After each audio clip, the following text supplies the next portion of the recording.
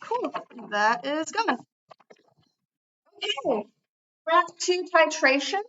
Hopefully you guys kind of remember little bits and pieces. If not, that's fine because I am going to go through it. What you guys have are two bright yellow pieces of paper, golden pieces of paper. The first one is where I want you guys to collect your data. It says teacher, data, and notes. On the back here is where we're going to write down my data, so that way you guys have an idea when we do our calculations. I don't think I'll do the calculations today because I want to make sure you guys collect your data and get used to titration. So that's kind of the first thing to keep in mind with our notes. The second thing to keep in mind with our notes is that I have printed off kind of a to-do list of how we go through and do titration. You guys probably have this as previous notes, and I had you guys writing in it when we did part A. But in this case, I've just given you the justifications for each one of my steps just to save time so you guys can really just listen and pay attention. You're welcome to jot down some extra notes if you guys want. On the back piece of this paper is just a reminder of the assessment criteria. I've printed part B, C, and D together. The reason why is part B and C integrate together. Remember that if you're aiming for the excellence, you need to get the calculation correct on part B and part C. I do have your stuff marked, so I'll double check it and have a look to let you guys know how you're progressing through, because you have part A and part B done already. I've also printed off the part D stuff, so that way you're kind of aware of why we talk about the titration techniques and how we can improve our accuracy, because that's going to relate into the D component of this assessment. Sound good so far? All right. So those are going to be on the goldenrod pieces of paper. When you guys do this data collection, I put it again on a yellow piece of paper, so that way we all know that the yellow pieces of paper tie together. This one is for your data, though. So you're going to do the exact same titrations with the solutions that I'm doing as well. And then I don't know if we'll have time this week or it'll be next week. I'll give you another set of solutions for you to do another practice, and that'll tie to your blue pieces of paper. Okay so far? And then green pieces of paper will be just practice questions. Cool. I printed on the wrong color today, so I'm going to reprint them. That's okay. We're not going to do calculations today anyway. All right, cool. So to touch base, there are two solutions that I'm using. There is the base, which is my sodium hydroxide, and then there's my household acid. Today, I believe we are looking at the lactic acid and sour cream. So this has been purified, so that way we don't have all the other gunk in there, and it's just the lactic acid that we're trying to measure. It is important that you label your beakers because all these solutions are clear, so it's easy to get it confused. So this one I have labeled base on the side. This one I know is my acid because it's the smaller of the beakers. And then this one here is going to be my waste beaker. Really important that we have three. Cool. So what is going into my burette will be my base. What is going into my pipette and then aliquoted into my flask is going to be my acid. We okay with that so far? This hopefully should bring about. But before I do any titrations, I want to rinse all my, no, that wasn't good for it. I want to rinse all of my, we're going to rinse all of my equipment with what I plan to put in it. Why would I not be rinsing with water? Who remembers? Yeah. Oh, sorry. Yeah, close. Yeah. So the water is going to add to the volume, which is going to then dilute it. So I don't want to rinse with water. I want to rinse with whatever is going inside. So I'm going to put my funnel up here. I'm going to put my waste beaker down here. I'm going to lower this, actually. It doesn't need to be that high. And I just want to do a splash. I'm just going to close it so that way it stops. I just want to do a splash of the base. It doesn't need to be filled all the way to the top. All this is a rinse cycle. So splash, open the valve, rinse it all out. Now my burette is prepped. The other thing I want to do is prep my pipette. So I want to rinse this with my acid, which is in my smaller beaker. When I do that, I personally like to fill above the line, so that way in case I overshoot, it's going to make sure that the whole thing's rinsed out. So I'm just going to do that. It's going to take a little wee while.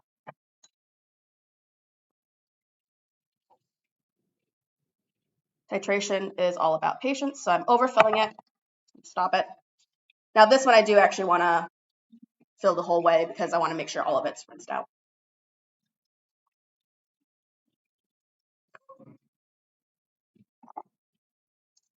All right. Do anything, we rinse. Okay, so let's start getting guys prepped up for the titration. So the first thing I'm going to do, close this, and I want to fill it with my base.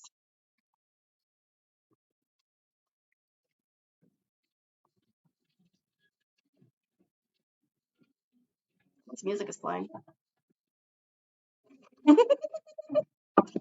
All right. Now I'm looking at number 6B.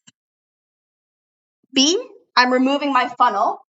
And the reason why I'm removing my funnel is because, and I can see it happening right now, there's a few drops of base that are coming off of it. So I want to make sure before I do any sort of reading on there that I don't have the risk of drops of base coming in after I've done my reading, because that can then influence it by like 0.1 of a mil or 0.2 of a mil. It can make quite a bit of a difference. So that's something to keep in mind. You guys obviously have the yellow piece of paper. Remember, we're taking final and initial readings, so that way we can then figure out the difference. So that way we know what our titrate volume is. I'm just looking for a pen so I can write it down. There we go. All right. So the other thing to keep in mind is we need to make sure we are going to eye level whenever we're reading anything. I want to just shift my burette around so that way I can get the number readings. And because I'm quite a short person, I'm going to lower this a bit so that way it gets to my version of eye level, because I don't want to read like that or like that, because that's going to create parallax error, and that's going to cause a misreading in my volume. So I'm just going to bring it down so that way it's more towards eye level to me. Make sure it's nice and tight because I don't fall. And then I'm going to use a white piece of paper to put behind my burette so that way I can really easily see the meniscus. And we're reading from the bottom of the meniscus. Keep in mind that the 0 marks up here and the 50 marks down the bottom. So it's opposite to reading a measuring cylinder. So I see that it's 0. I would say it's probably 6.5.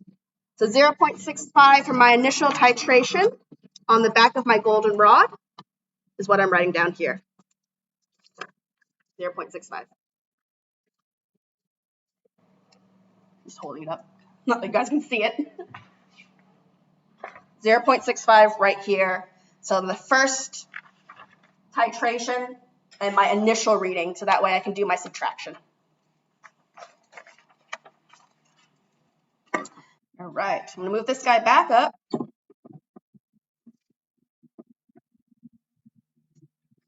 Sure, it's nice and secure.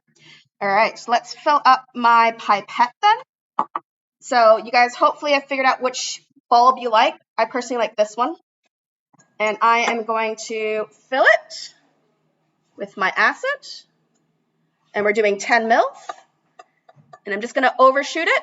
And the way that this pipette bulb works is I take it off and then put my thumb on top. That's my own personal preference. Great. Now, before I start releasing it, I just want to dry off the sides of my pipette to remove any excess. Because again, if I have excess volume, it could potentially add extra acid to my calculations. Now I'm just slowly releasing my thumb until the bottom of the meniscus is at the line. And then I put it into my flask. Ring a bell? Now what I want to do is I want to touch the tip of the pipette to the flask, because I can see there's a little bit of solution still left over. And so that will hopefully draw it out. There we go. I don't want to take the I don't want to take the bulb and like it in, because there is supposed to be a little bit left in there. They have accounted for that in the error. All right, so that's my solution in there. If I'm concerned that I have some acid on the side, I can do a squirt with water, and that's fine. The reason why is because I have measured out the acid previously, so it's okay if I squirt in some water now. Then I want to add my pheno, that's my color indicator, to tell me when my acid and base have neutralized. I want maybe about 3 to 4 drops. Mix it in really well. And again, grabbing a piece of paper, and I'm going to put it on the bottom, so that way I can put my flask underneath it and I can see that pale pink really, really easily.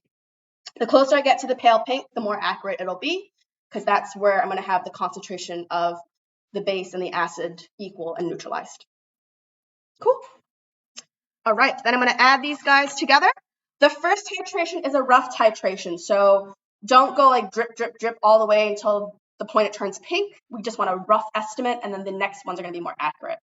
So I'm just going to shoot in my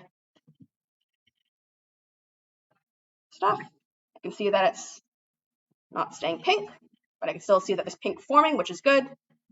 The reaction's working. There we go. And I see now that it's turned that pink color.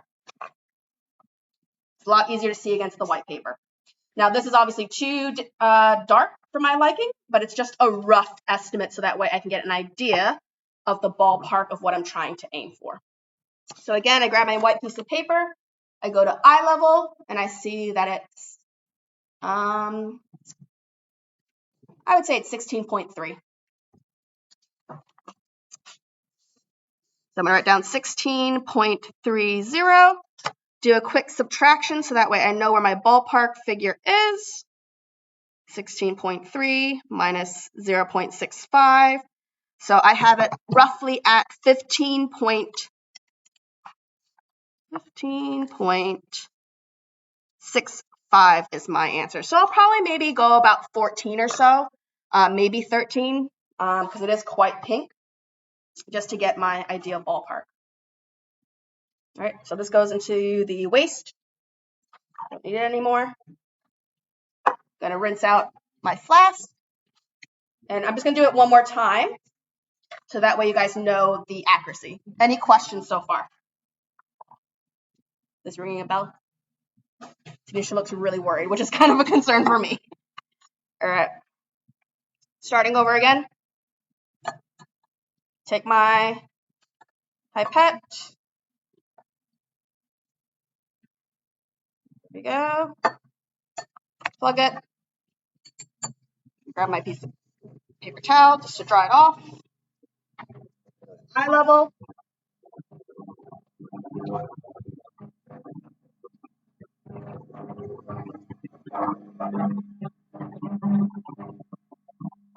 There we go. Drop it in there.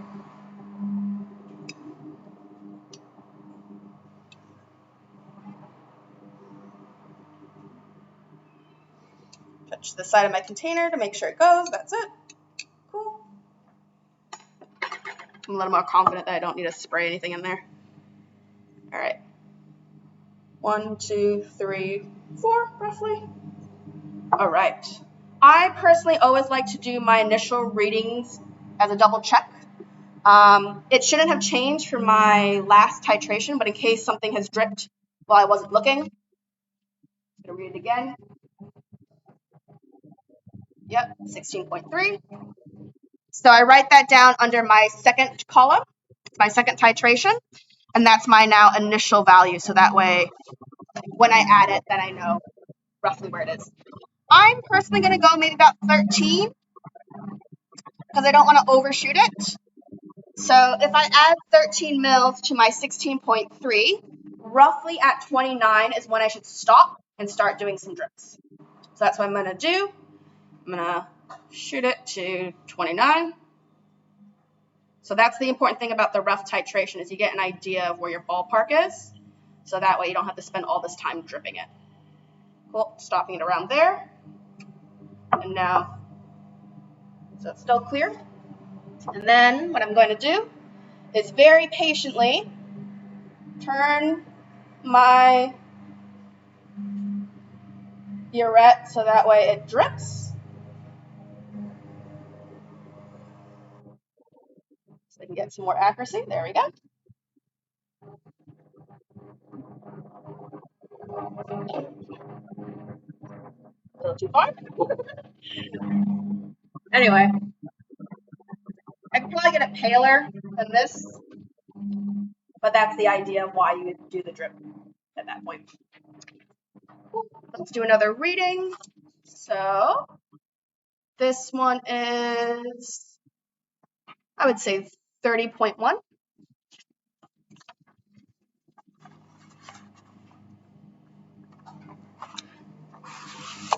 Make sure you're writing it to 2 decimal places because you can estimate the 2 decimal places. It's either on the line or between the 2 lines, and if it's between the 2 lines, you end it in a 5. So I would do 30.1 minus 16.3, and in this case, I'm getting 13.8. It's again probably a little bit too far, so I just will be a little bit more careful the next time around. Questions, concerns, comments? No? All right. Just cleanup procedure so you guys are aware of it. I'm just going to pour that out. Everything gets rinsed with distilled water. I am trying to save reagents if possible because we only have so much. And I don't want to make a new batch because if I make a new batch, then it might be a different concentration. If you are unsure which one's acid and base, I'd rather you just chuck it out. I'm very confident that this here is base and this here is acid, and I haven't mucked it up. So I'm just going to, oh, that would have been bad. Wrong lever. So I'm just going to empty out my base.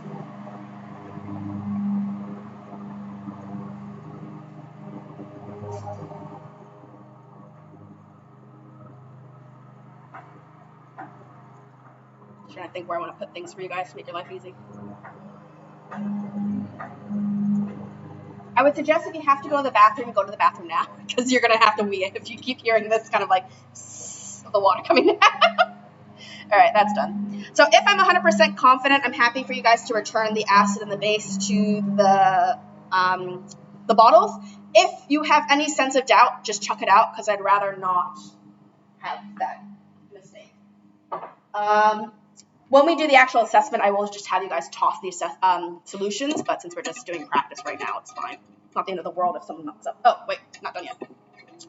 I need to rinse this with distilled water. Just put this guy back. So everything gets rinsed with distilled. So rinse this flask. There we go. Rinse this guy, rinse the funnel. Again, you don't need to fill it with water. You just need to make sure there's enough to flush it. And then with the pipette, it's up to you if you want to try to suck up some water. I personally just take this guy to the sink and I just squirt down the whole thing.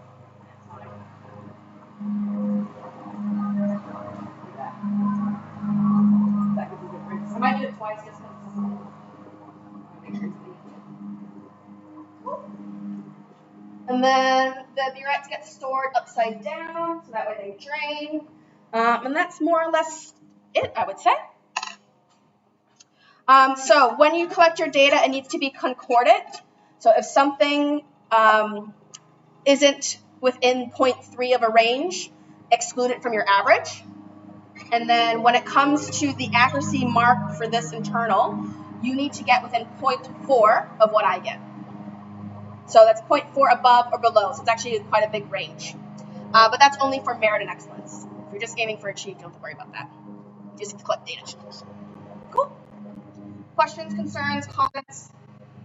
All right, I'll get your equipment out, and you guys have the rest of the period to collect some data. Don't give me that face. It's going to be fun.